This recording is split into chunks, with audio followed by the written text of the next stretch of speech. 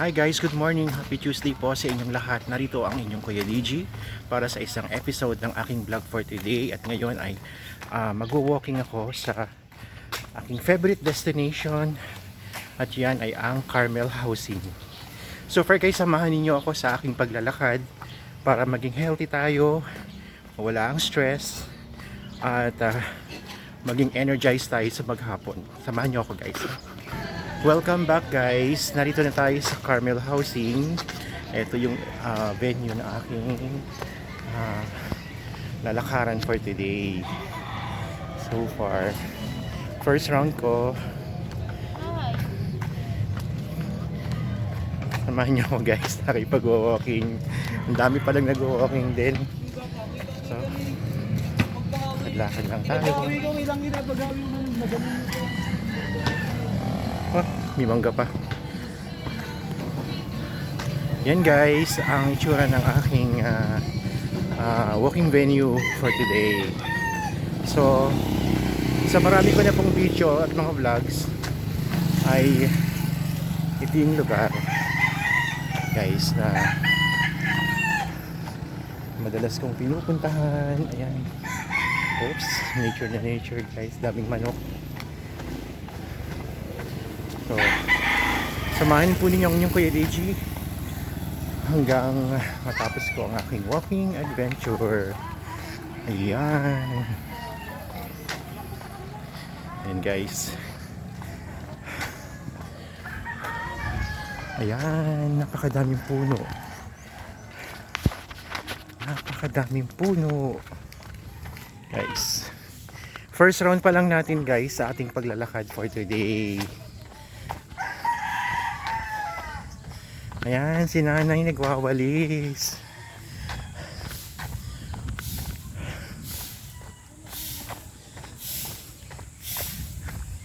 Morning po. Ayan, si nanay nagwawalis. Nasisipag ng mga tao dito guys. Binablog ko po yung lugar. Ayan, nagbablog po ako. Ayan. Taga Asia 2 po sa Diamond. Opo. Thank you po. Ayan guys, ang kagaling ng mga tao dito kaya kung maglalawak kayo guys, situate na maganda yung lugar kasi nakakatakot din talaga once na hindi niyo sure yung lugar. Ayan guys, mga puno. Ayan. Ayan guys. Sabahan nyo pa po ang inyong Kuya DG sa aking pag-walking guys. Welcome back guys. Ito na tayo sa yung part na meron silang open space. Yung meron silang small chapel at merong basketball court guys. So ito yung mga bahay guys. May magagandang bahay din dito guys. Napakaganda ng napaka-nature guys. Napaka-tahimik ng lugar. At ayun, walang masyadong sasakyan kasi guys private ito. So may mga sasakyan lang yung mga nakatira dito guys. At kung may mangilan-ngilan mga tricycle, naghahatid ng mga pasahero. So tahimik pa rin guys ang lugar. Ayan, nature na nature guys ang dating. Ayan guys.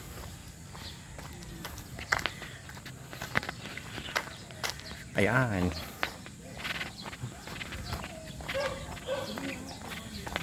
Lakad-lakad lang tayo guys. Ayan. Tahimik yung lugar guys. So may bakod na pala ito guys. Kasi before, nung mga previous vlog ko, wala pa siyang bakod.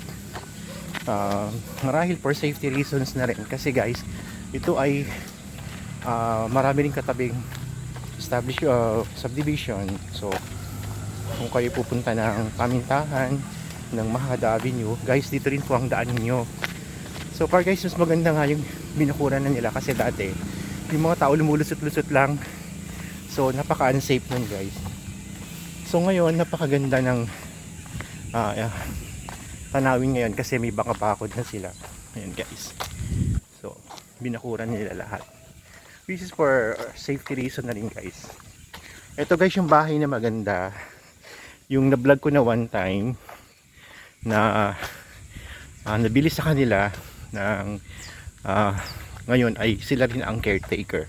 So may mga bougainvillea guys, magaganda. So ayan, tignan nyo guys yung lugar, napakalinis, napakaganda. So napaka gagaling ng mga caretakers dito kasi talagang na-maintain nila yung cleanliness ng lugar, diba? Ayan, so nakikita nyo guys, na-maintain nila yung ganda ng lugar nila. Ayan, diba, bougainvillea guys, maganda. So yan yung nasa corner sila guys eh. Ang laki ng space. So ang dami pang mga spasyo, no? Yan, meron pa silang parang nursery ng mga halaman. So ayan, napakalaki guys. So ayan, samahan nyo pa ako guys sa aking pag-walking.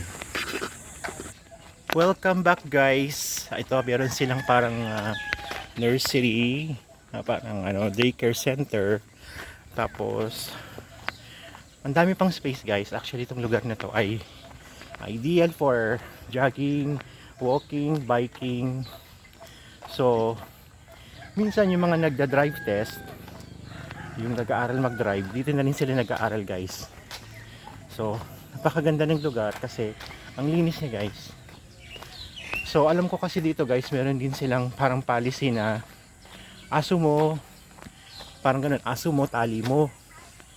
Ayun, so guys, maganda kasi yung ganun kasi napoprotektahan natin yung safety ng mga naglalakad. Kasi imagine niyo guys, kapag ang mga aalaga nating aso ay hindi nakatali, paggalagala, meron guys pagkakataon na makatapak ka ng mga dumi nila, or mas worst ay makagat tayo ng aso, which is napaka unsafe nun guys.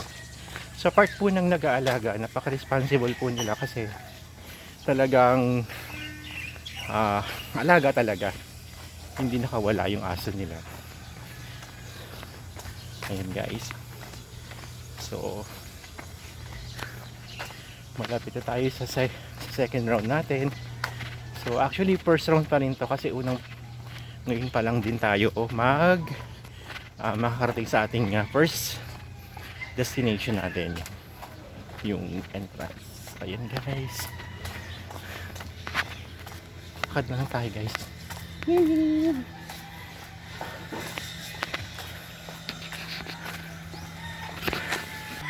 Welcome back guys, ito na ulit. So dito na ako sa parang boundary ng aking pinaglalakaran. So yun dun sa dulo guys, nakikita nyo yung pinakadulong yun, unahan ng jeep, unang van, unahan pa ng tricycle. So dun ako unang nag-start. Actually yung kantong yan, yung pagpasok mo na sa right side, yun yung kanyang barangay hall. So may mga pagawan din dito guys, kasi mga bahay dito guys ay malalaking lote. So talagang maganda siyang ayusin, palakihin, pagandahin, no? Ayan guys, lakad pa tayo guys. Ayan guys, lakad tayo. Ayan, lapit na tayo sa ating, so talagang magpe-first round na tayo guys.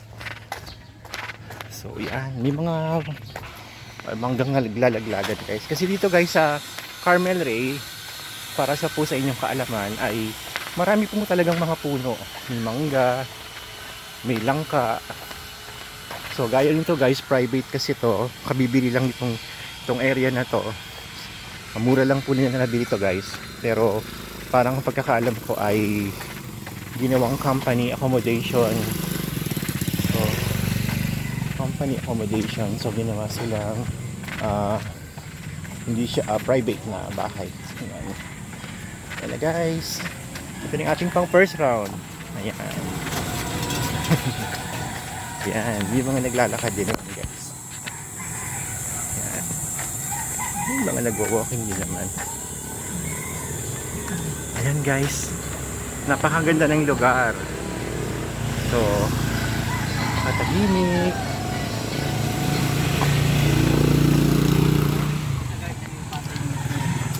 Oh. Ayan guys, yung mga looban. So guys, ang mga looban nila ay simentado na rin. So dati kasi guys, may mga lupa pa siya or graba. So siguro part of beautification na rin nila, sinimento na rin guys yung mga lugar na yun. So lahat ngayon guys ay simentado na. Ayan guys, ang daming punong mangga. So may mga tinda-tinda rin dito. Ayan, siguro pag hapon guys, nagluluto sila o nag-iihaw sila. Dito tayo sa guys sa tabi kasi ayan, itong guys katabi nito ay Asia 2. Yun nga yung sinasabi ko sa inyo, marami siyang mga katabing subdivision din. At yung banda dun sa bandang dulo doon ay Mahada na po yun. So pamintahan, hindi nyo na po kita, kaya lang yun po yung way puntang Mahada Avenue.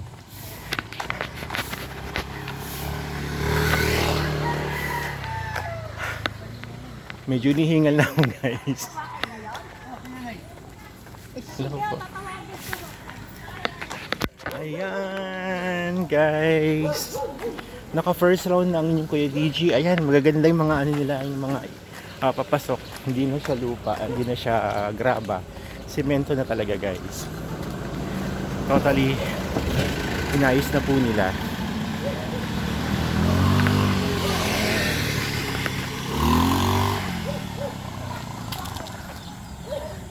Guys, lakad-lakad pa tayo. Yan, tahimik dito, tahimik at magandang maglakad talaga. Siguro guys pati hapon, kasi bandang hapon ay hindi naman mainit na. So ngayon guys kasi ang araw napakataas, so kahit 7 or 8 o'clock pa lang, ayan, yung mga tricycle guys na dumadaan, pero pa isa-isa lang yan guys. I mean yung araw ngayon guys ay 7 o'clock pala, kaya napakainit na. Ayan, may bakod na siya guys. Dati kasi yung portion na yon, nakakalusot kami doon, nakakadaan kami. Although unsafe nga kasi may mga yerong nakalawit tsaka barbed wire. So hindi safe yung ganong para sa part ng mga nakatira dito guys, hindi siya safe. So ayan guys, may malalaking bahay. Ayan, malinis yung subdivision. So far guys, ayan. Morning po. Sarap pawisan guys. Ang babait ng tao dito guys, ang gagalang nila. Kahit sabi mong mga may kaya sila sa buhay, pero ang babait nila guys. Talagang bumabati sila pag binati mo, good morning po. Di ba? Yung ibang lugar kasi parang wala nang kilala. Diba? Dito guys, hindi, napakababait, napakalinis at napakaganda ng lugar. Ayan guys, tignan nyo guys, napakaganda. So hindi ba kayo ma-encourage na mag-walking dito? So ini-invite ko lahat ng mga kabayan dyan, mga taga-Kanlubang na malapit lang naman po dito. So kaysa pumunta pa kayo ng malayong lugar, so guys, ito yung pinaka-ideal place, malapit lang siya. At yun, safe yung lugar, walang mga asong pag-alagala, di ba? Okay. Welcome back guys. So hanggang dito na lamang po siguro muna ang aking vlog for today regarding sa aking walking, kasi ayan yung bahay na maganda ulit, nasa kanto. So iikot lang tayo dito para makita nyo yung surroundings nung bahay. So guys, malaki pa kasi yung space. Ito kasi yung corner na kanto, dead end na siya. So yun yung pinaka bakod, nakikita nyo. At naroon na rin yung yan, yung magandang bakod na inilagay nila. Ayan guys, yun yung magandang bakod na talagang may privacy na siya guys.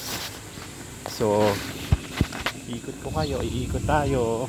Ayan, ikot muna tayo guys ha. Ayan. Ayan, may mga tanim din sila, may mga papaya din. Ayan, kita nyo ba guys? Ayan. Tapos, ito naman yung open space pa rin sa tapat ng bahay nila. Ayan, may bougainvillea. Tapos may bakod siya guys. So para siyang rest house.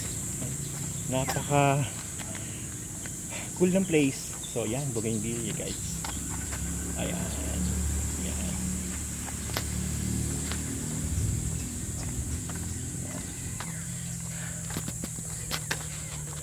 So guys, don't forget po to like and share ang aking video, ang aking vlog for today.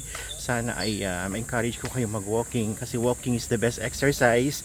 At ito isang paraan upang maging malusog ang ating katawan. So, hindi po masamang matulog at magpahinga. Sikapin natin na mag-walking tayo everyday kasi kahit hindi everyday, kahit every other day or 3 times a week para pagpawisan tayo at ito'y way na rin para mabawasan yung cholesterol natin guys. Aside from proper diet, sapat na pahinga, at may mga supplements kayo, uminom din kayo guys, nakakatulong din po yun. Pero higit po sa lahat ay manalangin tayo na tayo ay gabayan at bigyan ng magandang kalusugan at kapalaran ng ating dakilang lumikha. Sa inyong lahat guys, thank you for like and sharing. Don't skip my ads and always God bless. Keep safe po tayong lahat. Be healthy. Always smile. God bless.